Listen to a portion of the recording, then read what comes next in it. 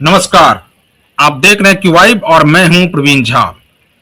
बात बंगाल की करेंगे और बंगाल से आज एक बहुत बड़ी खबर आ रही है, उसी की चर्चा आज करेंगे कि आखिर ममता बनर्जी इस तरह का बयान क्यों दे रही है।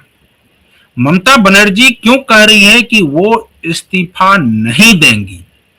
ममता बनर्जी ने कहा कि उनकी हार नहीं हुई है, उनको हराया गया है। 100 से अधिक सीटें भारतीय जनता पार्टी जो है वो लूट ली है। यानी चुनाव आयोग से साठ गांठ करके 100 से अधिक सीटें लूट ली है और उनकी हार नहीं हुई है, इसीलिए वो इस्तीफा नहीं देंगे। अगर वो इस्तीफा नहीं भी देती है तो इससे क्या हो जाएगा? कुछ तो हो नहीं जाएगा। और ये इस बात की जानकारी उनको भी है, ममता बनर्जी को भी, कि अगर वो इस्तीफा नहीं भी देती हैं तब भी वो मुख्यमंत्री पद से हट जाएंगी। तो आखिर इस तरह का बयान ममता बनर्जी क्यों दे रही है? क्या ममता बनर्जी अपने कार्यकर्ताओं को एकजुट करना चाह रही है, अपने नेताओं को एकजुट करना चाह रही है, या देश भर में एक अलग तरह का माहौल बनाने की कोशिश कर रही है ममता बनर्जी? और उनको इसमें साथ जितने भी क्षत्रिय दल हैं जो खास करके एनडीए अलायंस में नहीं है, वो क्या उनको, ममता बनर्जी को उनका भी साथ मिलेगा? अभी तक इस पर बहुत ज्यादा कुछ बयान दूसरे नेताओं का नहीं आया है, लेकिन ममता बनर्जी जिस प्रकार से इस मुद्दे को गर्म और कर रही है, तूल दे रही है, उससे ऐसा लग रहा है कि ममता बनर्जी के मन में कुछ और चल रहा है। यानी ममता बनर्जी ये चाह रही है कि ये मुद्दा जो है वो बहुत तेजी से गरमाए और देश की राजनीति में यह मैसेज एक प्रकार से जाए कि जो ममता बनर्जी की हार हुई है वो हार नहीं है, उनको हराया गया है, उनको भारतीय जनता पार्टी और इलेक्शन कमीशन ने मिलकर हराया है। जबकि इस प्रकार से बाकी दल अब उनके साथ कितने आएंगे नहीं आएंगे ये देखने वाली बात होगी, क्योंकि आप देखिए कि केरल के भी नतीजे आए, वहां पर तो राहुल गांधी की पार्टी, कांग्रेस पार्टी जीत गई है। तो ऐसे में क्या राहुल गांधी उनके साथ आएंगे? क्या इसके बाद उनके साथ आने वाले कौन कौन हो सकते हैं? एक अखिलेश यादव हो सकते हैं जो उनके साथ आ सकते हैं, क्योंकि 2027 में यूपी का चुनाव है। अरविंद केजरीवाल उनके साथ जा सकते हैं, क्योंकि पंजाब में भी 2027 में चुनाव है और अरविंद केजरीवाल तो खुद ही फंसते जा रहे हैं, इसलिए वो ममता बनर्जी के साथ जा सकते हैं ताकि उनको और ज्यादा बल मिले।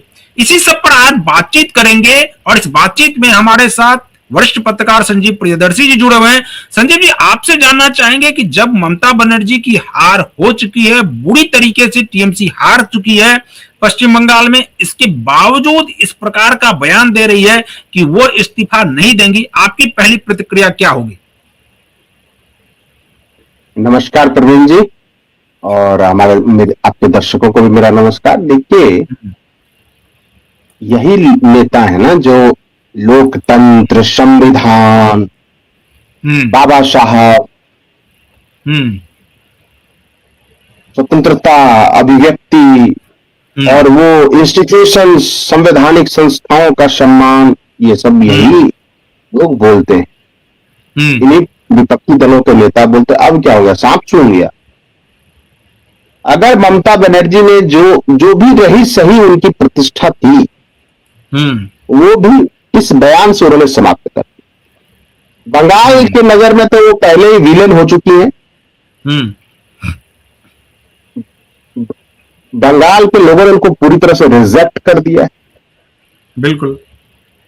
और अफसोस की बात है कि एक कहते हैं ना कि ऑनरेबल डिपार्चर, एक सम्मानपूर्वक विदाई।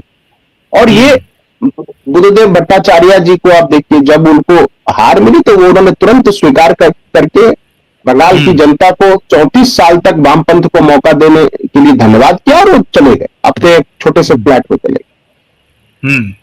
पिनाराई विजयन को देखिए, उन्होंने भी तुरंत इस्तीफा दे दिया। आज तक ऐसा हुआ ही नहीं है। जहां अखिलेश की जहां तक बात है, अखिलेश जी भी जब चुनाव हारे थे 17 में, तो तब भी उन्होंने इस्तीफा दे दिया। मतलब हाल के मुझे लगा 3-4 दशक में पहला ऐसा एनार्किस्ट मुख्यमंत्री होगा, अराजकतावादी होगा। वो ये कह रहा है कि वो इस्तीफा नहीं दे। दूसरी बात देखिए, एक ऐसा ही अनार्किस्ट था दिल्ली का मुख्यमंत्री केजरीवाल, वो कहता था वो जेल से ही सरकार चलाए, लेकिन सब छम्म है, सब छम्म। और देखिए ममता बनर्जी ने का प्रेस कॉन्फ्रेंस मैंने सुना, उसमें उन्होंने ये बात बताई कि सारे बड़े विपक्ष के नेता, चाहे सोनिया गांधी हो या हेमंत सोरेन हो, अखिलेश यादव, सब ने उन्हें फोन किया है और उन्हें हौसला हिम्मत दिया है, और उन्होंने कहा है कि वो लोग आएंगे भी बंगाल जल्दी। तो सवाल ये है कि हिमाचल में अगर बीजेपी हारी थी कांग्रेस से, कर्नाटक में हारी थी, तो वो भी इस्तीफा नहीं देती। तो इस तरह से ठीक है, वो संवैधानिक संकट वगैरह कुछ नहीं है, संविधान में हर चीज लिखा हुआ, लेकिन खुद अपनी इमेज, अब जो उसके साथ खड़ा है ममता बनर्जी के साथ, विपक्ष का नेता, वो ममता तो हार गई, अब वो लोग हारने की तैयारी कर, है ना।